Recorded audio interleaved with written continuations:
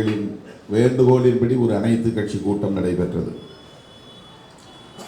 அந்த கூட்டத்தில் விடுதலை சிறுத்தைகளின் சார்பில் நான் பங்கேற்று நமது கருத்தை வலுவாக எடுத்துரைத்தேன்.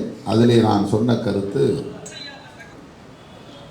இந்த நடவடிக்கையால் பலர் லட்சக்கணக்கான வாக்காளர்கள் வாக்குரிமையை இழப்பார்கள் என்பது மட்டுமல்ல,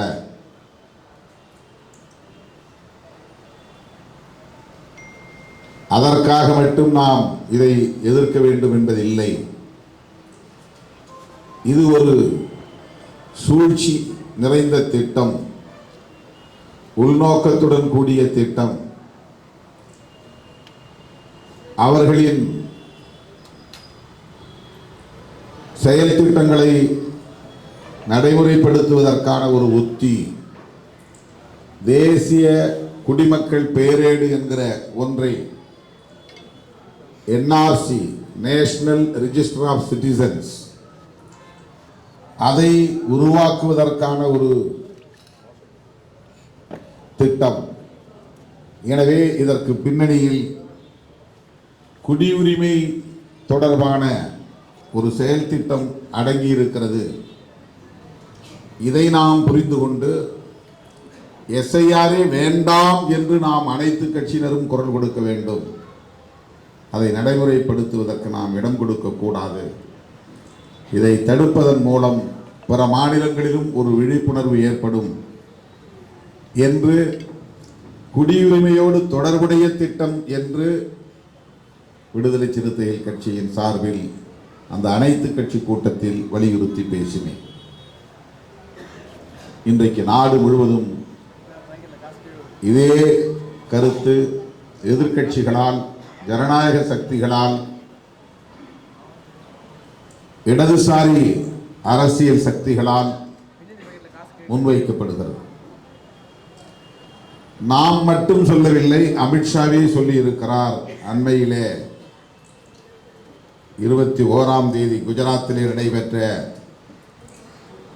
எல்லையோர பாதுகாப்பு படையின் 50ஆம் ஆண்டு விழாவிலே பேசுகிற போது அவரே ஒரு ஒப்புதல் வாக்குமூலம் தந்திருக்கிறார். இது குடிமக்கள் பேரேட்டை உருவாக்குவதற்கான முயற்சிதான். அவரே சொல்லியிருக்கிறார். என்ஆர்சியை நடைமுறைப்படுத்துவதற்கான முயற்சிதான். உள்துறை அமைச்சர் அமித்ஷா அவர்களே ஒப்புதல் வாக்குமூலம் தந்திருக்கிறார். இந்த எஸ்ஐஆர் நடவடிக்கையை எதிர்க்கட்சிகள் விமர்சிக்கின்றன. அவர்களின் விருப்பம் அண்டை நாடுகளில் இருந்து ஊடுருவியவர்களின் பெயர்கள் எல்லாம் வாக்காளர் பட்டியலில் இடம்பெற வேண்டும் என்பதுதான். எங்களின் நோக்கம் அண்டை நாடுகளில் இருந்து இந்தியாவுக்குள்ளே ஊடுருவிய ஒருவரையும் நாங்கள் விடமாட்டோம், அவர்களை தூக்கி எறிவோம் என்பதுதான். இதுதான் அமித்ஷா அவர்கள் பேசிய பேச்சு. குஜராத்திலே பேசியிருக்கிறார். அது நாளேடுகளில், ஆங்கில நாளேடுகளில் செய்தியாக பதிவாகி இருக்கிறது. ஆகவே விடுதலை சிறுத்தைகள் கற்பனையாக இதை பேசவில்லை. தோழர் மருதையன் அவர்கள் யூகமாக இதை பேசவில்லை. உண்மையை நாம் பேசுகிறோம். அதனை இப்போது அமித்ஷா அவர்கள் ஒப்புதல் வாக்கு மூலமாக உறுதிப்படுத்தி இருக்கிறார். தோழர்களே, இதுதான் மிக முக்கியமாக நாம் புரிந்து கொள்ள வேண்டிய செய்தி.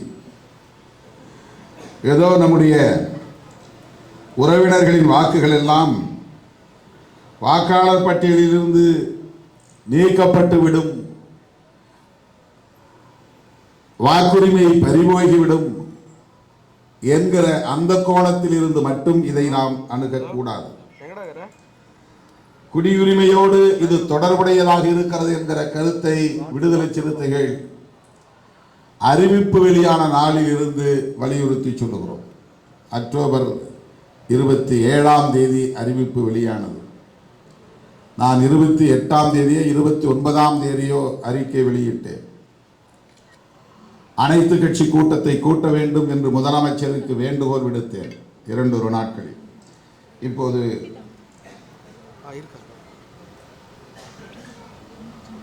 டெக்கான் கிரானிக்கல் என்கிற பத்திரிகையில் வெளியான செய்தி,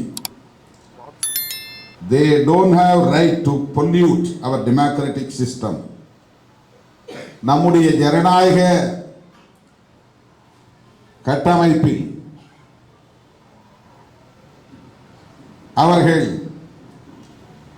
ஒரு மாசு உருவாகுவதற்கு அல்லது அழுக்கு சேருவதற்கு முயற்சிக்கிறார்கள். அந்த உரிமை அவர்களுக்கு இல்லை. They don't have right to pollute. Pollute என்றால்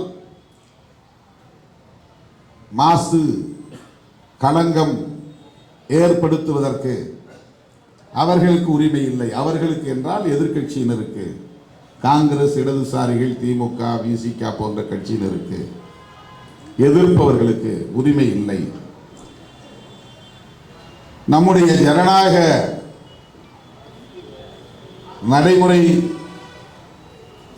என்கிற இந்த கட்டமைப்பிலே ஒரு களங்கத்தை ஏற்படுத்துவதற்கு அவர்களுக்கு உரிமை இல்லை. இது ஒரு டைட்டில். பெரிய எழுத்துக்களில் short targets parties over SIR. இந்த சிறப்பு தீவிர சீராக சில கட்சிகளை Amit Shah will throw out all infiltrators. ஊடுருவல்காரர்களை, ஊடுருவி இருப்பவர்களை நாங்கள் தூக்கி எறிவோம். We will throw out all infiltrators. சட்டவிரோதமாக இந்திய தேசத்திற்குள் குடியேறி இருப்பவர்களை, ஊடுருவல்காரர்களை நாங்கள் தூக்கி எறிவோம். இதுதான் இந்த பத்திரிகையில் வெளிவந்திருக்கிற தலைப்புச் செய்தி. அதிலே அவர் சொல்லியிருக்கிற கருத்தின் சாராம்சம் இது. இந்த SIR என்கிற நடவடிக்கை குடிமக்கள் யார் என்பதை ஆய்வு செய்து தூய்மைப்படுத்துவதுதான் நோக்கம். இதைத்தான் நாம் அனைத்து கட்சி கூட்டத்திலே விடுதலை சிறுத்தை கட்சியின் சார்பில் முதலாக பதிவு செய்தோம். இன்றைக்கு தோழர் மருதையன் அவர்கள் அதை அம்பலப்படுத்துகிற வகையில் உரையாற்றினார். சரி, இதில் என்ன தவறு இருக்கிறது? அண்டை நாடுகளில் இருந்து இந்திய தேசத்திற்குள் ஊடுருவி இருக்கிற சட்டவிரோத குடியேறிகளை வெளியேற்றுவது நல்ல நோக்கம்தானே. இதில் என்ன தவறு இருக்கிறது? இந்த கேள்வி இயல்பாக எழும்.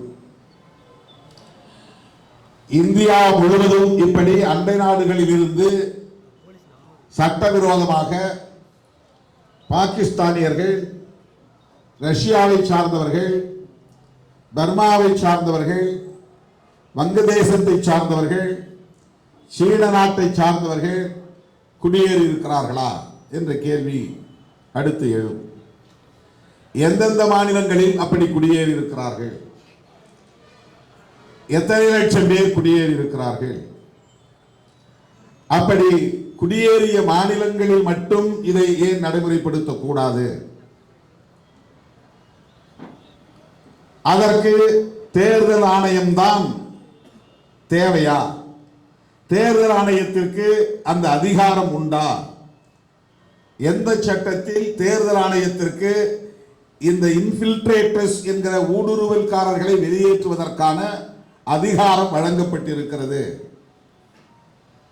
இதற்கென்று தேர்தல் ஆணையத்திற்குரிய சட்டம் இடமளிக்கிறதா? வாக்காளர்களை பற்றிய, வாக்குரிமை பற்றிய சட்டம், மக்கள் பிரதிநிதித்துவ சட்டம், அதுதான் தேர்தல் ஆணையத்திற்கான நடைமுறைப்படுத்துவதற்கான சட்டம். தேர்தல் ஆணையம் நடைமுறைப்படுத்துவதற்கான சட்டம்.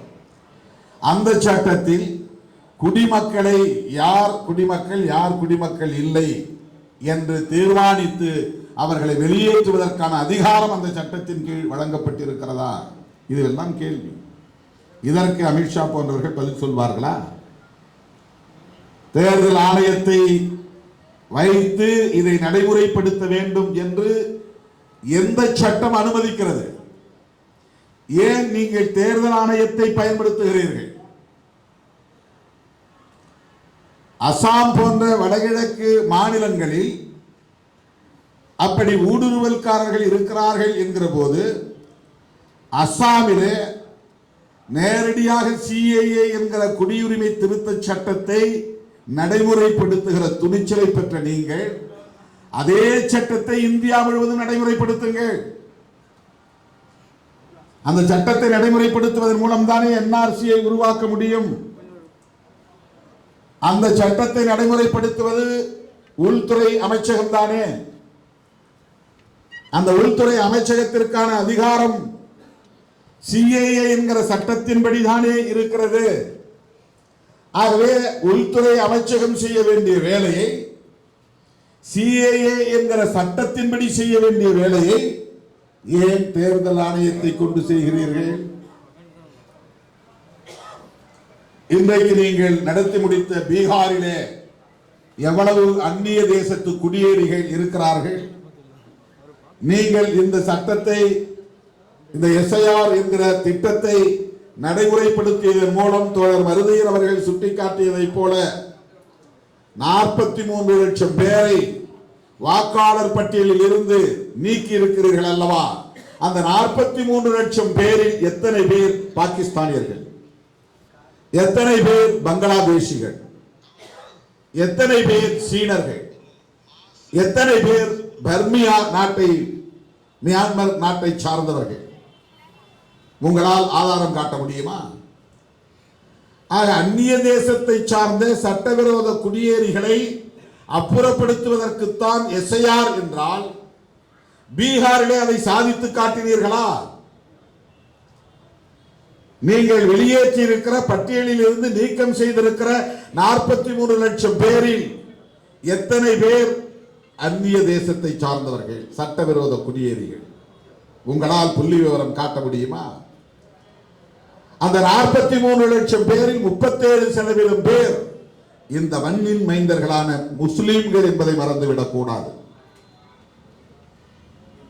1 லட்சம் பேருக்கு 37,000 பேர், 43 லட்சம் வாக்காளர்களில் அந்த 37,043 பெருக்கிக் கொள்ளுங்கள். அத்தனை லட்சம் இஸ்லாமியர்களின் வாக்குகள் பறிக்கப்பட்டிருக்கின்றன. எஞ்சியவர்கள் யார்? மிட்டா மிராசுகளா? உயர் சாதி சமூகங்களை சார்ந்தவர்களா? யார் அவர்கள்? மிச்சம் 63% பேர் அவர்கள் இந்த மண்ணின் குடிமக்கள் தான், இந்திய குடிமக்கள் தான், ஏழை எளிய மக்கள், தலித்துகள், ஆதிவாசிகள், மாநிலம் விட்டு மாநிலம் குடிபெயர்ந்த மைக்ரேட்ஸ், இவர்கள் எல்லாம் யார்? யாரை ஏய்க்கிறீர்கள்? எஸ்ஐஆர் மூலம் நீங்கள் அந்நிய தேசத்தை சார்ந்த சட்டவிரோத குடியேறிகளைத்தான் வெளியேற்றுகிறீர்கள் என்று சொல்லுவது உண்மையா? இல்லை. பீகாரிலே உங்களால் அப்படி ஒரு நபரை கூட காட்ட முடியவில்லை. வேறு எதற்காக இந்த திட்டம்? நாட்டு மக்களுக்கு வெளிப்படையாக சொல்லுங்கள். வாக்காளர் பட்டியலை சீர் செய்வதுதான் உங்களுக்கு நோக்கம் என்றால் ஏற்கனவே நடைமுறையில் இருக்கிற சம்மரி ரிவிஷன் என்கிற அந்த வழக்கமான நடைமுறையே போதுமல்லவா? 1951 இதுவரையில் 8 தடவை இந்த எஸ்ஐஆர் என்கிற செயல் திட்டம் நடைமுறைப்படுத்தப்பட்டதாக நீங்களே உங்களின் அதிகாரபூர்வமான இணையதளத்தில் எலெக்ஷன் கமிஷன் ஆஃப் இந்தியா என்கிற அந்த வெப்சைட்டில் பதிவு செய்திருக்கிறீர்கள். ஏன் இத்தனை ஆண்டுகள் இது விவாத பொருளாக மாறவில்லை? இப்போது மட்டும் ஏன் விவாதிக்கப்படுகிறது? ஏன் இத்தனை முறை எதிர்க்கட்சிகளால் விமர்சிக்கப்படவில்லை? இப்போது மட்டும் ஏன் விமர்சிக்கப்படுகிறது? எதிர்க்கட்சிகளுக்கு இதில் என்ன லாபம்? எதிர்க்கட்சிகளுக்கு இதில் என்ன உள்நோக்கம் இருக்க முடியும்? அமித்ஷா அவர்கள் சொல்லுவதைப் போல எதிர்க்கட்சிகள் அந்நிய தேசங்களில் இருந்து சட்டவிரோதமாக குடியேறியவர்களை இங்கே வாக்காளர் பட்டியலில் இடம்பெறச் செய்ய வேண்டும் என்பதிலே என்ன லாபம் இடதுசாரிகளுக்கு அல்லது காங்கிரஸ் கட்சிக்கு? அதன் மூலம் இதுவரை என்ன லாபத்தை ஈட்டி இருக்கிறார்கள்? அவர்கள் வாக்களித்து இவர்கள் எந்த மாநிலத்தில் ஆட்சியை கைப்பற்றி இருக்கிறார்கள்? அவர்களால் தான் காங்கிரஸ் இந்த மாநிலத்தில் ஆட்சியை கைப்பற்றியது என்று ஆதாரம் காட்ட முடியுமா? எஸ்ஐஆர் என்பது அந்நிய நாடுகளில் இருந்து, அண்டை நாடுகளில் இருந்து இந்திய தேசத்திற்குள் சட்டவிரோதமாக குடியேறியவர்களை அப்புறப்படுத்துவதற்கான முயற்சி இல்லை. அதைத்தான் நாங்கள் சொல்ல விரும்புகிறோம். பீகாரிலே நீக்கப்பட்ட 43 லட்சம் பேரும் இந்த நாட்டின் குடிமக்கள், இந்த மண்ணின் மைந்தர்கள், ஏழை எளிய மக்கள், உழைக்கிற மக்கள். அதிலே பெரும்பான்மை தலித்துகளும் பழங்குடிகளும் சிறுபான்மை சமூகத்தை சார்ந்தவர்களுமாகத்தான் இருக்கிறார்கள். ஏன் அவர்களின் வாக்குரிமையை நீங்கள் பறிக்க வேண்டும்? புரட்சியாளர் அம்பேத்கர் போன்ற மாமனிதர்கள் தோன்றுவதற்கு முன்பு, இங்கே அவர்கள் போராடுவதற்கு முன்பு, தோன்றுவதற்கு முன்பல்ல, போராடுவதற்கு முன்பு வட்டமேசை மாநாட்டில் வயது வந்தோர் அனைவருக்கும் வாக்குரிமை வேண்டும் என்று வாதாடுவதற்கு முன்பு பட்டா உள்ளவர்களுக்கும் பட்டம் படித்தவர்களுக்கு மட்டுமே இங்கு வாக்குரிமை இருந்தது. ஆண்ட சாதி என்று சொல்லுகிறவர்களுக்கும் இங்கே வாக்குரிமை இல்லை. ஏழை எளிய மக்களுக்கு இல்லை. நிலம்புலம் இல்லாதவர்களுக்கு கிடையாது. படிக்காத யாருக்கும் வாக்கு இல்லை. நிலபுலம் இல்லாத ஏழை எளிய மக்களுக்கு வாக்கு இல்லை. இதுதானே இருந்தது தொடக்கத்தில். நாடு விடுதலை பெறுவதற்கு முன்பு இங்கே தேர்தல் நடந்ததா இல்லையா? பிரிட்டிஷ் ஆட்சி காலத்திலே தேர்தல் நடந்ததா இல்லையா? 1950க்கு முன்பு இங்கே தேர்தல் நடந்ததா இல்லையா? அப்போது நடந்த தேர்தல்களில் எல்லாம் யார் வாக்களித்தார்கள்? உனக்கும் எனக்கும் வாக்குரிமை இருந்ததா? இல்லை. 1930, 31, 32 அந்த காலகட்டங்களில் லண்டனில் நடைபெற்ற வட்டமேசை மாநாடுகளில் பங்கேற்று உரையாற்றிய புரட்சியாளர் அம்பேத்கர் அவர்களும் மாவீரன் ரெட்டமலை சீனிவாசன் அவர்களும் வாதாடிய போது வயது வந்த அத்தனை பேருக்கும் வாக்குரிமை வேண்டும் என்று கோரிக்கை வைத்தார்கள். படித்தவர்களோ படிக்காதவர்களோ, ஏழைகளோ பணக்காரர்களோ, நிலம் உள்ளவர்களோ நிலமில்லாதவர்களோ அத்தனை பேருக்கும் வாக்குரிமை அப்படித்தான் வந்தது. அந்த வாக்குரிமையை மறுபடியும் திட்டமிட்டு பறிக்கிற வேளையில் இன்றைக்கு அவர்கள் ஈடுபடுகிறார்கள். அந்த ஏழை எளியவர்களின் கைகளில் இருந்த வாக்குரிமை என்கிற ஆயுதத்தை பறிக்கிறார்கள். சமத்துவம் என்பதை இன்றைக்கு அரசியல் களத்திலே நம்மால் உறுதி செய்ய முடிந்தது. Political democracy. ஆனால் சமூக தளத்திலும் பொருளாதார தளத்திலும் சமூக ஜனநாயகம், பொருளாதார ஜனநாயகம் என்பதை நம்மால் உறுதிப்படுத்த முடியவில்லை. இது எனக்கு பெரும் கவலை அளிக்கிறது என்று புரட்சியாளர் அம்பேத்கர் அவர்கள் பலமுறை பதிவு செய்திருக்கிறார். அது என்ன அரசியல் ஜனநாயகம்? ஒருவருக்கு ஒரு வாக்கு, அந்த ஒவ்வொரு வாக்குக்கும் ஒரே மதிப்பு. இதுதான் பொலிட்டிக்கல் டெமோக்ரசி. இதுதான் அரசியல் ஜனநாயகம். இந்திய குடிமக்களாய் உள்ள ஒவ்வொருவருக்கும் ஒரு வாக்குரிமை உண்டு. அந்த ஒவ்வொரு வாக்கும் ஒரே மதிப்பை கொண்டிருக்கும். மோடியின் நண்பர் அதானிக்கும் ஒரு வாக்குதான்.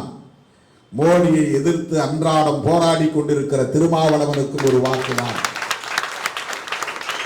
அதானியின் வாக்கின் மதிப்பும் திருமாவளவனின் வாக்கு மதிப்பும் ஒன்றுதான், சமம்தான்.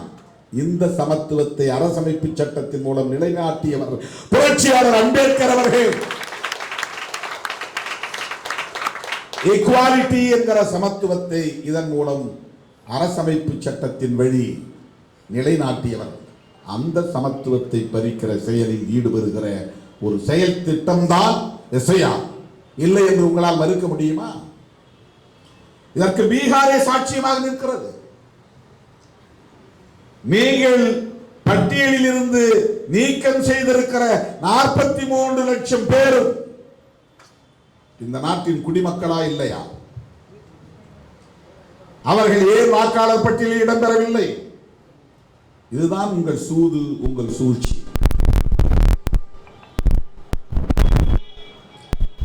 நீங்களும் MBBS படிக்கலாம், ஆனால் அதை நீங்கள் எட்டுவதற்கு மிகப்பெரிய தடைகளை எல்லாம் தாண்டி வர வேண்டும். அதன் மூலம் உங்களை வடிகட்டுவோம். நீங்களும் நீதிபதி ஆகலாம், ஆனால் அதை எட்டுவதற்கு உங்களால் ஒருபோதும் முடியாது. உச்ச நீதிமன்றம் என்றால் அது உயர் சாதி மன்றம் என்கிற நிலையை நாங்கள் எங்களின் சூது சூழ்ச்சியால் வடிவமைத்து வைத்திருக்கிறோம். எல்லாம் திறந்திருக்கிறது, ஆனால் உங்களால் வர முடியாது. கோவில் வாசல் திறந்திருக்கும், ஆனால் கருவறைக்குள் நுழைய முடியாது. கோவில் கதவை நாங்கள் மூடவில்லை, திறந்துதான் இருக்கிறது. நீங்களும் வரலாம், ஆனால் கருவறைக்குள் உங்களால் நுழைய முடியாது. இப்படித்தான் இவர்கள் எல்லா சதித்திட்டங்களையும் தீட்டுகிறார்கள், தொலைநோக்கு பார்வையோடு செய்கிறார்கள். அவர்களுக்கான திட்டத்திற்குரிய தொலைநோக்கு பார்வை, அவர்களின் செயல் திட்டத்தை நடைமுறைப்படுத்துவதற்கான தொலைநோக்கு பார்வை. இன்னும் 25 ஆண்டுகளுக்கு பிறகு இந்தியா எப்படி இருக்க வேண்டும் என்பதை கடந்த 25 ஆண்டுகளுக்கு முன்பே அல்லது 50 ஆண்டுகளுக்கு முன்பே அவர்கள் தீர்மானித்து விட்டார்கள். இன்றைக்கு அதை நடைமுறைப்படுத்துவதற்கான ஒரு நிலையை அவர்கள் எட்டியிருக்கிறார்கள். இந்த வாய்ப்பை பயன்படுத்தி அவர்கள் விரும்புகிற இந்தியாவை கட்டமைக்கப் போகிறார்கள். இது எல்லாவற்றோடும் சேர்ந்ததுதான் இந்த SIR. இது வெறும் தேர்தல் ஜனநாயகத்தில் நடைமுறைப்படுத்துகிற வழக்கமான ஒரு பியூரோக்ராட் அப்ரோச் அல்ல, ஒரு அதிகார வர்க்கத்தின் அணுகுமுறை அல்ல. இது ஒரு அரசியல் சதி திட்டம். அவர்களை எதிர்க்கிறவர்கள், எப்போதும் அவர்களை ஏற்காதவர்கள், பன்மைத்துவத்தை விரும்புகிறவர்கள், மதச்சார்பின்மையை உயிர் மூச்சு கோட்பாடாக கொண்டிருப்பவர்கள், வலதுசாரி அரசியலை முழுமையாக மூர்க்கமாக எதிர்ப்பவர்கள், இடதுசாரிகள், இவர்களை எல்லாம் வீழ்த்த வேண்டுமானால் அவர்களின் ஆதரவு சக்திகளாக இருப்பவர்களை மெல்ல மெல்ல பலவீனப்படுத்துவது, அந்நியப்படுத்துவது, அப்புறப்படுத்துவது, செயலிழக்க செய்வது.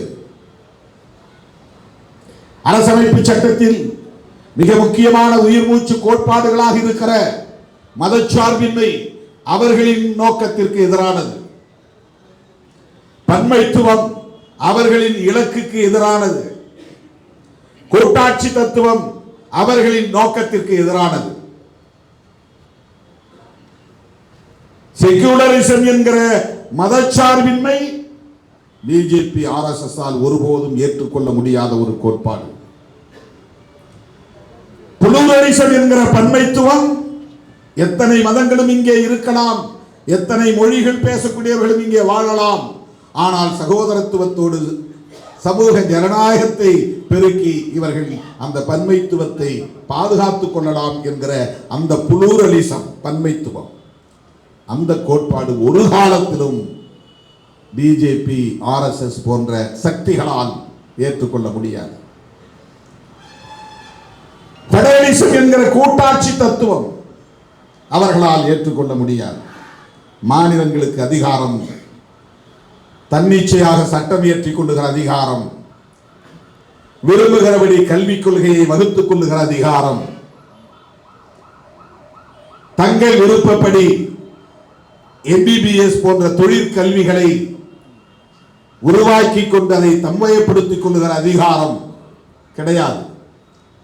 உங்களை மானிட்டர் பண்றதுக்கு எப்போது நாங்கள் KN ரவி போன்ற ஆட்களை வைத்திருப்போம், RN ரவி போன்றவர்களை வைத்திருப்போம்.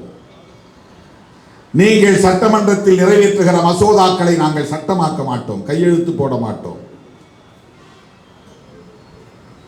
குறைந்தபட்ச இந்த மாநில அரசுகளுக்கான அதிகாரத்தையும் அவர்களால் ஏற்றுக்கொள்ள முடியாது. ஒட்டுமொத்தமாக டெல்லியிலே அதிகாரத்தை குவிப்பது அது பெடரலிசத்திற்கு எதிரானது. ஒரே தேசம் ஒரே மதம் அது பன்மைத்துவத்திற்கு எதிரானது. ஒரே தேசம் ஒரே மொழி அது பன்மைத்துவத்திற்கு எதிரானது. ஒரே தேசம் ஒரே கலாச்சாரம் அது பன்மைத்துவத்திற்கு எதிரானது. அரசுக்கு ஒரு மதம் வேண்டும் அது மதச்சார்பின்மைக்கு எதிரானது. இவை அனைத்தும் அரசமைப்பு சட்டம் முன்மொழியும் கோட்பாடுகள். அரசமைப்பு சட்டம் முன்மொழியும் கோட்பாடுகள் என்றால் புரட்சியாளர் அம்பேத்கர் முன்மொழிகிற கோட்பாடுகள். இது அம்பேத்கரின் அரசியல். இந்த தேசம் புதிதாக கட்டமைக்கப்படுகிற இந்த தேசம் மதசார்பற்ற அரசை கொண்டிருக்கும். இந்த தேசம் பல மொழிகளை பேசுகிற மக்களையும் பல மதங்களை பின்பற்றுகிற மக்களையும் இணைத்து சகோதரத்துவத்தோடு வழிநடத்தும். அந்த பன்மைத்துவம் இங்கே வலுப்பெறும். அப்படிப்பட்ட ஒரு தேசமாக இது இருக்கும். இந்த தேசம் பல மாநிலங்களை கொண்டதாக இருக்கும். அந்த மாநில அரசுகள் மைய அரசை சார்ந்திருக்காமல் தனித்து இயங்கக்கூடிய வலிமை பெற்றதாக இருக்கும். ஒரு குவாசி ஃபெடரல் ஸ்ட்ரக்சர். முழுமையான ஃபெடரலிசம் இல்லை. ஆனாலும் மாநிலங்கள் முழுமையாக ஒன்றிய அரசை சார்ந்து கிடக்காது. தனித்து இயங்குகிற அதிகாரமும் உண்டு. தங்களுக்கான சட்டங்களை இயற்றிக் கொள்ளுகிற அதிகாரங்களும் மாநில அரசுகளுக்கு உண்டு. தங்களுக்கான பொருளாதார உற்பத்தியை மேம்படுத்திக் கொள்ளுகிற, தொழில் வளத்தை மேம்படுத்திக் கொள்ளுகிற, கலாச்சாரத்தை பாதுகாத்துக் கொள்ளுகிற அதிகாரம் உண்டு. அதுதான் குவாசி ஃபெடரல். இதை அனுமதிப்பது அரசமைப்பு சட்டம். இதை முன்மொழிந்தது புரட்சியாளர் அம்பேத்கர். இந்த மூன்று முக்கிய கோட்பாடுகளுக்கும் நேர் எதிரி பாஜக, RSS. ஏன் திருமாவளவன் பிஜேபியை எதிர்க்கிறான் அல்லது விமர்சிக்கிறான் என்பதை விட ஏன் திமுக இடதுசாரிகளோடு கைகோர்த்து நிற்கிறான் என்பதற்கு இதுதான் அடிப்படை. சில சில்லறைகள் ஏதோ நாம் 2 சீட்டுக்கு 3 சீட்டுக்குமாக அங்கே நிற்கிறோம் என்று விமர்சித்துக் கொண்டிருக்கிறார்கள். அவர்கள் அரசியல் அறியாமையில் உழலுகிற அற்பர்கள். அவர்களுக்கு நம்மை புரிந்து கொள்வதற்கு இன்னும் பல 10 ஆண்டுகள் ஆகும். நம் அரசியலை புரிந்து கொள்வதற்கு இன்னும் பல 10 ஆண்டுகள் ஆகும். நம்முடைய அரசியல் என்றால் திருமாவளவன் அரசியல் அல்ல, அம்பேத்கர் அரசியல், பெரியார் அரசியல், மார்க்சி அரசியல். அந்த அரசியலை புரிந்து கொள்வதற்கு அவர்களுக்கு போதிய மூளை வலிமை இல்லை. அதுதான் காரணம். எனவேதான் நம்மை குறைத்து மதிப்பிடுகிறார்கள்.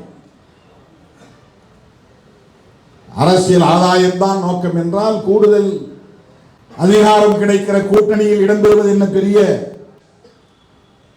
வேலையா? அப்பப்போ மாற்றிக்கொள்ள 2 பக்கம் பேசிக்கிட்டு எல்லா கதவுகளையும் திறந்து வைத்துக் கொண்டிருந்தால் நிறைய கூடுதல் இடங்களே வாங்கலாம். என்ன அங்கே கூப்பிடுறாங்க இங்கே கூப்பிடுறாங்கன்னு சொன்னால் இங்கே பேரத்தை பேச முடியும். நான் எல்லா கதவுகளையும் சாத்திட்டு நான் உன் கூட தான் இருக்கிறேன், நீங்க எங்கும் போய்விடக்கூடாது, எங்க கூடவே நிற்கணும், நாங்கள் உங்க கூடவே நிற்கணும் அப்படின்னு ஒரு கூட்டணியை உறுதிப்படுத்துகிற வேலையை திருமாவளவன் செய்து கொண்டிருக்கிறார். அந்த கூட்டணி ஜனநாயகத்தை பாதுகாக்கிற கூட்டணி, அரசமைப்பு சட்டத்தை பாதுகாக்கிற கூட்டணி. இதுதான் இன்றைக்கு நாம் முன்னெடுத்திருக்கிற அரசியல். அந்த அடிப்படையில் தான் நாம் அரசியல் ஆதாயங்களை கருத்தில் கொள்ளாமல் புரட்சியாளர் அம்பேத்கரின் கனவை நனவாக்க வேண்டும் என்கிற பெரும் திட்டத்தோடு, பெரும் நோக்கோடு இயங்கிக் கொண்டிருக்கிறோம். எனவேதான் கூட்டணி கட்சிகளோடு சேர்ந்து ஆர்ப்பாட்டம் நடத்தியும் கூட அதிலே ஒரு திருப்தி ஏற்படாமல் இன்றைக்கு விடுதலை சிறுத்தைகள் தனித்து ஒரு ஆர்ப்பாட்டத்தை நடத்தினோம். எஸ்ஐஆர் வேண்டாம் என்று சில 1000 பேரை திரட்டி திருமாவளவன் ஒரு ஆர்ப்பாட்டம் நடத்திவிட்டால் இந்த எஸ்ஐஆர் என்கிற செயல் திட்டத்தை நடைமுறைப்படுத்துவதை நிறுத்திவிட முடியுமா என்றால் நிறுத்திவிட முடியாது, தெரியும். ஆனால் உங்கள் முகத்திரையை கிழித்து விட முடியும். நீங்கள் என்ன நோக்கத்திற்காக, என்ன சதித்திட்டத்தோடு, என்ன சூது சூழ்ச்சியோடு செயல்பட்டுக் கொண்டிருக்கிறீர்கள் என்பதை அம்பலப்படுத்துவதுதான் எங்கள் நோக்கம். அதை நாட்டு மக்கள் புரிந்து கொள்ளட்டும், இளம் தலைமுறையினர் புரிந்து கொள்ளட்டும். எப்படி பார்த்தாலும் தமிழ்நாட்டில் குறைந்தது 10% பேர் வாக்காளர் பட்டியலில் இடம்பெற முடியாத நிலை ஏற்பட்டால் கூட 65 லட்சம் பேர் வாக்குரிமையை பறிகொடுக்கும் நிலை ஏற்படும். 10% குறைந்தது. இந்த 65 லட்சம் பேர் யார்? உங்கள் வாதப்படி இதை தூய்மைப்படுத்துகிற வேலை என்று சொல்லுகிறீர்கள் அல்லவா? தமிழ்நாட்டிலே வாக்குரிமையை பறிகொடுக்கவிருக்கிற 10% பேர், குறைந்தது 65 லட்சம் பேர் யாராக இருப்பார்கள்? பங்களாதேஷிகளா? யார்? மியான்மரை சார்ந்தவர்களா? சீனாவை சார்ந்தவர்களா? ரஷ்யாவை சார்ந்தவர்களா? ஆப்கானிஸ்தானை சார்ந்தவர்களா? இலங்கையை சார்ந்தவர்களா? பாகிஸ்தானை சார்ந்தவர்களா? சொல்லுங்க. தமிழ்நாட்டிலே இலங்கையிலிருந்து, ஈழத்திலிருந்து வந்தவர்கள் 1 லட்சம் பேர் 1.5 லட்சம் பேர் இருக்கிறார்கள். முகாம்களில் கொஞ்சம் பேர், முகாம்கள் இல்லாமல் வெளியிலே கொஞ்சம் பேர் தங்கி இருக்கிறார்கள். அது ஒப்பீட்டளவிலே பெரிய எண்ணிக்கை இல்லை. கிட்டத்தட்ட 6.5 கோடி வாக்காளர்களில் அவர்கள் எத்தனை பேர் வாக்காளர்களாக பதிவு செய்திருக்கிறார்கள் என்று நமக்கு தெரியாது.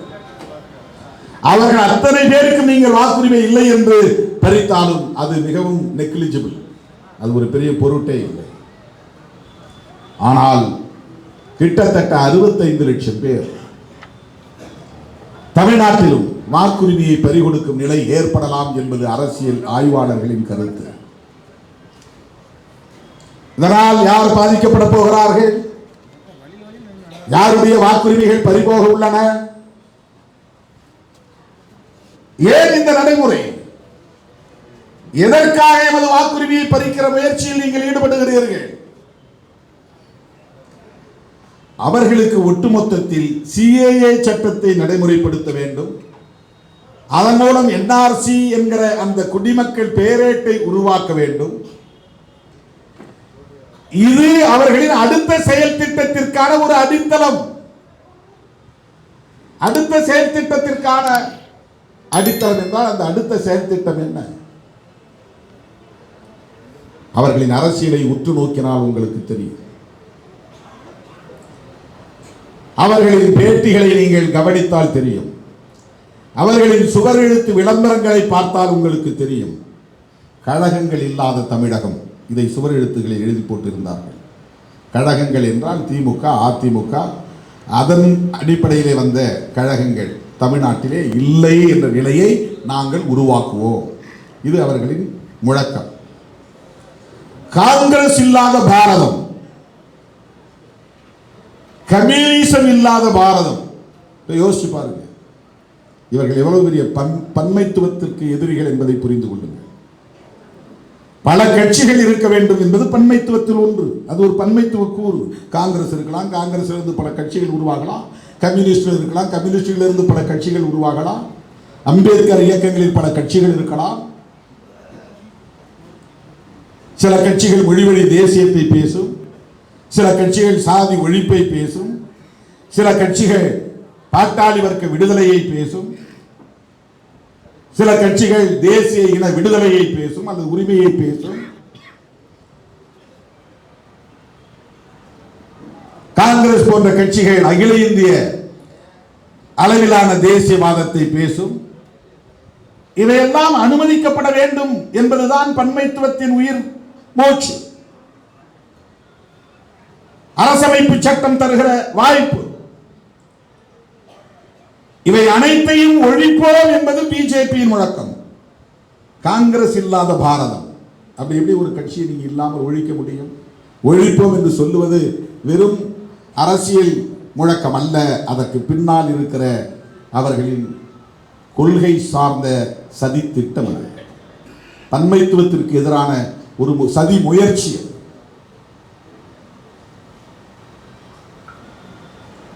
அந்த முழக்கமே தவறானது. அது ஒரு பாசிச முழக்கம். அது அதைத்தான் பாசிசம் என்று சொல்லுகிறோம். இந்த நாடாளுமன்ற ஜனநாயகத்தை பயன்படுத்தி, இந்த ஆட்சி அதிகார வலிமையை பயன்படுத்தி தேர்தல் ஆணையம், நீதிமன்றம் போன்ற நிறுவனங்களை எல்லாம் தம்பயப்படுத்தி தம் கட்டுக்குள் கொண்டு வந்து தங்களின் நோக்கத்தை நிறைவேற்றுகிற இந்த எதேச்சதிகார போக்கைத்தான் நியோ பாசிசம் என்று சொல்லுகிறோம். இதுதான் புதிய பாசிச நடவடிக்கை.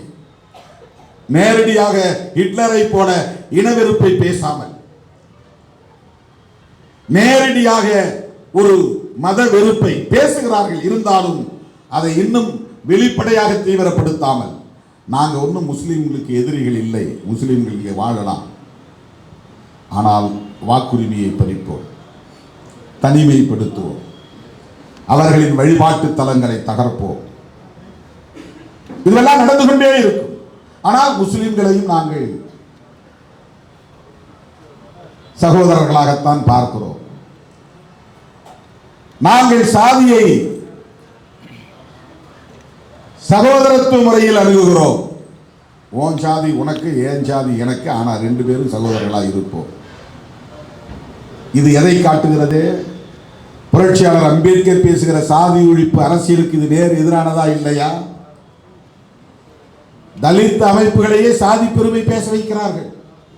நாங்கள் எல்லாம் சிவகுலத்தை சார்ந்தவர்கள், நாங்கள் மகாவிஷ்ணு வழி வந்தவர்கள், இப்படி சாதி பெருமை பேச வைத்து அவர்களுக்கான வாக்கு வங்கியாக மாற்றி சாதிய கட்டமைப்பை உயிர்ப்போடு வைத்திருக்க விரும்புகிறார்கள். சாதி பெருமிதம் பேசக்கூடாது, அது சாதியை காப்பாற்றும், சாதியை ஒழிக்க வேண்டும். இந்த காலத்தில் முடிகிறதோ இல்லையோ, இந்த கருத்துள்ள தலைமுறை வளர வளர அது தானாக உதிர்ந்து போகிற காலம் கனியும் என்கிற ஒரு நம்பிக்கை புரட்சியாளர் அம்பேத்கர், தந்தை பெரியார், மகாத்மா ஜோதிபா பூலே போன்றவர்களுக்கு இருந்தது. அதை சீர்குலைக்கிற முயற்சி. சாதி பெருமை பேசு, உன் சாதி பெருமை நீ பேசுறது ஒன்றும் தப்பு இல்லை. அதற்கு பல பேர் விட்டில் பூச்சிகளாய் அங்கே சுற்றி கிடக்கிறார்கள், சுற்றி கொண்டிருக்கிறார்கள், அந்த பெருமைக்குள்ளே மாய்ந்து போகிறார்கள். இவையெல்லாம் அவர்களின் சதி. சகோதரத்துவத்தை பேணுவது போல் சகோதரத்துவத்தை சிதைப்பது. சாதி பெருமை பேசும்போது என்ன ஆகுது? அம்பேத்கர் என்கிற ஒரு அடையாளத்தை பயன்படுத்தி இந்தியா முழுவதும் ஷெட்யூல் காஸ்ட் என்கிற பெயரில் 30 கோடி மக்கள் ஒரே உணர்வை பெற்றவர்களாக எழுச்சி பெற்ற நிலையை இன்றைக்கு சாதாரணமாக தகர்த்து விட்டார்கள்.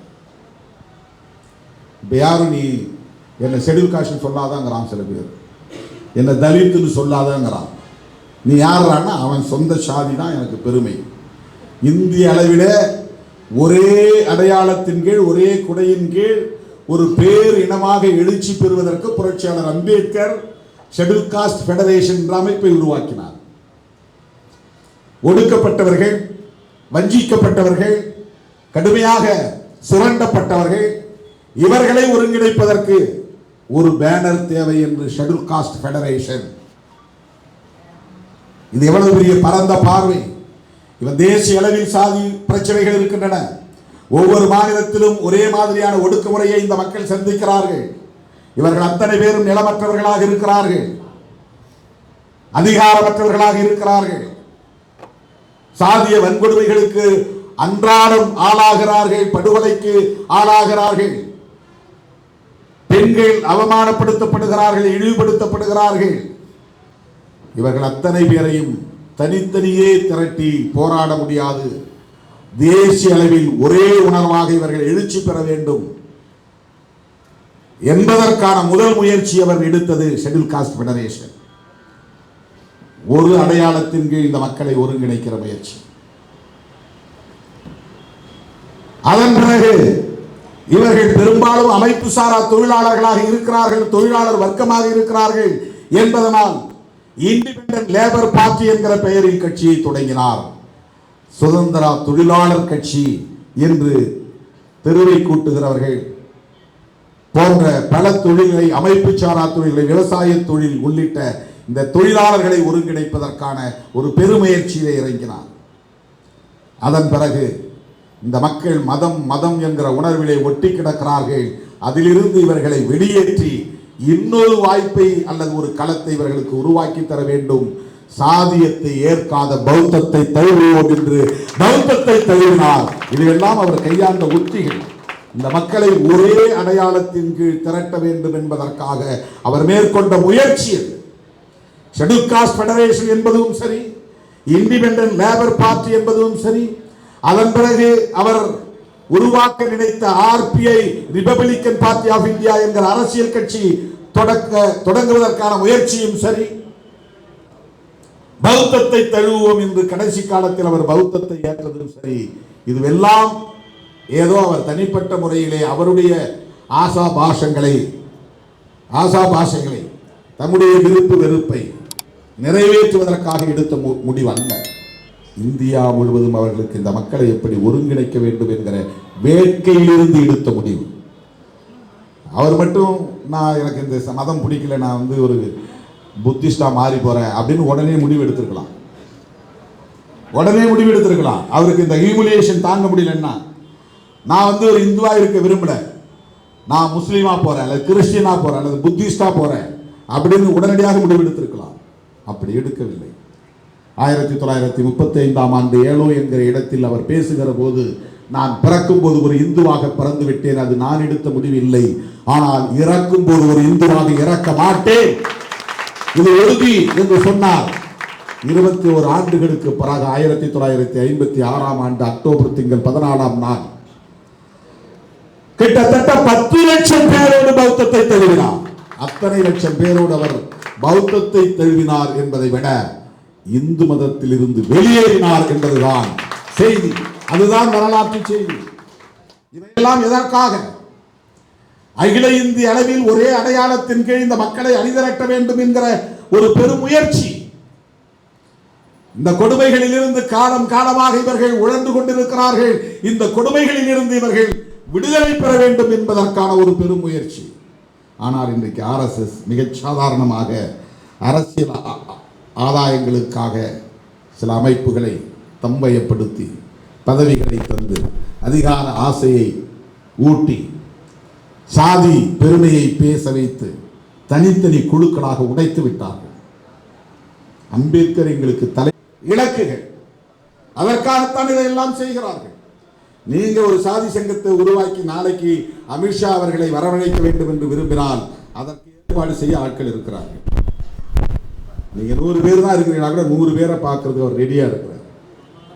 உங்கள் கோரிக்கை என்னவென்று கேட்பார். அந்த கோரிக்கையை செய்கிறாரோ இல்லையோ அதை ஊதி பெருக்கி ஊக்கப்படுத்தி ஆதரவு தெரிவித்து அந்த உணர்வை அப்படியே ஊழித்தீயாக வளர்ப்பார்கள்.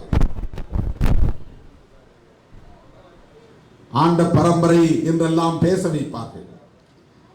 நோக்கம் சாதி உணர்வு வளர வளரத்தான் மத உணர்வு வளரும், மத உணர்வு வளர வளரத்தான் இங்கே பிற மதங்களுக்கு எதிராக இவர்கள் விரும்புகிற பெரும்பான்மைவாத உணர்வை இங்கே கட்டமைக்க முடியும். தோழர்களே, இப்படிப்பட்ட ஒரு நீண்ட நெடிய விரிவான அரசியல் சதித்திட்டங்களோடு தான் ஒவ்வொன்றையும் அவர்கள் மிக நுட்பமாக நடைமுறைப்படுத்துகிறார்கள். இது எதுவும் நான் இட்டுக்கட்டி பேசுவதாக நீங்கள் எண்ணிவிடக் கூடாது. மிகைப்படுத்துகிறேன், அதீத கற்பனையில் பேசுகிறேன் என்று கருதிவிடக் கூடாது. நான் சொன்ன ஒவ்வொன்றும் நடந்து கொண்டே வருகிறது, நிகழ்ந்து கொண்டே வருகிறது. ஆகவே எஸ்ஐஆர் என்பது வெறும் தேர்தல் லாபங்களுக்காக மட்டுமே சிலரின் வாக்குகளை பறித்து ஆட்சியை கைப்பற்றுவது என்பதல்ல. அவர்களுக்கு ஒரு மிகப்பெரிய நோக்கம் இருக்கிறது. சிஏஏ என்கிற சட்டத்தை நடைமுறைப்படுத்தி தேசிய குடிமக்கள் பேரேட்டை உருவாக்கி அதன் மூலம் தங்களுக்கு எதிரான வாக்கு வங்கியையும் சிதறடித்து இந்து பெரும்பான்மைவாதத்தை இங்கே நிலைநாட்டுவதுதான் இந்திய அரசமைப்பு சட்டம் முன்மொழிகிற இந்த கோட்பாடுகளை சிதைப்பதுதான் மதசார்பற்ற அரசாக இன்றைக்கு இயங்கிக் கொண்டிருக்கிற இந்திய ஒன்றிய அரசை மதவெறியர்கள் ஆண்டாலும் இன்றைக்கும் இந்த அரசு மதசார்பற்ற அரசுதான். மோடி, அமித்ஷா போன்ற மதவாதிகள் ஆட்சி பீடத்திலே அமர்ந்தாலும் அரசமைப்பு சட்டத்தின்படி இந்திய ஒன்றிய அரசு இன்றைக்கும் ஒரு மதசார்பற்ற அரசுதான். அதைத்தான் அவர்களால் ஏற்றுக்கொள்ள முடியவில்லை, ஜீரணிக்க முடியவில்லை.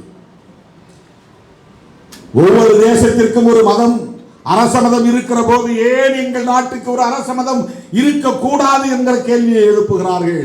அது தர்க்கத்தின்படி சரிதான். ஆனால் ஏன் இருக்கக்கூடாது என்று புரட்சியாளர் அம்பேத்கர் விரும்பினார். அதற்கு ஏன் நேரு துணை போனார்? அதற்கு ஏன் காந்தியடிகளும் ஒத்துழைத்தார்? அதற்கு ஏன் பட்டேலும் ஒத்துழைத்தார்? இந்த கேள்விக்கு பதில் சொல்லுங்கள். உலகத்தில் எந்த மதமும் சகோதரத்துவத்திற்கு எதிராக இல்லை, சமத்துவத்திற்கு எதிராக இல்லை. அப்படி சகோதரத்துவத்திற்கும் சமத்துவத்திற்கும் எதிராக ஒரு கோட்பாடு இங்கே இருக்கிறது. அந்த கோட்பாட்டை பேசுகிற, பரப்பின் அடிப்படையிலான உயர்வு தாழ்வு என்கிற கோட்பாட்டை பேசுகிற ஒரு மதம் அரச மதமாகிவிடக் கூடாது. ஒரு தர்மம் ஆட்சி கோட்பாடாக மாறிவிடக் கூடாது. அந்த மனு தர்மம் ஆட்சி பீடத்தில் கோலோச்சி விடக்கூடாது என்பதற்காகத்தான் புரட்சியாளர் அம்பேத்கர் இந்த அரசு மதசார்பற்ற அரசாக இருக்க வேண்டும் என்று விரும்பினார். அதனால்தான் இந்த அரசமைப்பு சட்டத்தில் அரசமைப்பு சட்டம் ஒன்றை ஏற்கவில்லை. கருத்து முரண்கள் இருந்தாலும், நேருக்கு நேரான மோதல்கள் கருத்தியல் அடிப்படையில் நிகழ்ந்தாலும் காந்தியடிகளும் அம்பேத்கரின் கருத்துக்கு ஒத்துழைத்தார். பண்டிட் ஜவஹர்லால் நேரு அவர்களும் ஒத்துழைத்தார். அதனால் இன்றைக்கு இந்த அரசு மதசார்பற்ற அரசாக இருக்கிறது. அருமை தோழர்களே, இந்த பின்னணியில் தான் எஸ்ஐஆர் ஏன் இங்கே திணிக்கப்படுகிறது என்பதை நாம் புரிந்து கொள்ள வேண்டும். இன்றைக்கு நம்மால் அதை எதிர்க்க முடியாமல் போகலாம், இன்றைக்கு நம்மால் அதை தடுக்க முடியாமல் போகலாம். ஆனால் இவர்களின் ஒவ்வொரு நகர்விலும் இருக்கிற சதியை நாம் புரிந்து கொள்ள வேண்டும். தொடர்ந்து மக்களிடத்தில் அதை பேசிக்கொண்டே இருக்க வேண்டும். இதை ஒரு பொது விவாதமாக, வெகுமக்கள் விவாதமாக மாற்ற வேண்டும் என்பதற்குத்தான் இந்த கருத்தரங்கமும் ஒருங்கிணைக்கப்பட்டிருக்கிறது என்பதை சொல்லி வாய்ப்புக்கு நன்றி கூறி முடிக்கிறேன். நன்றி, வணக்கம்.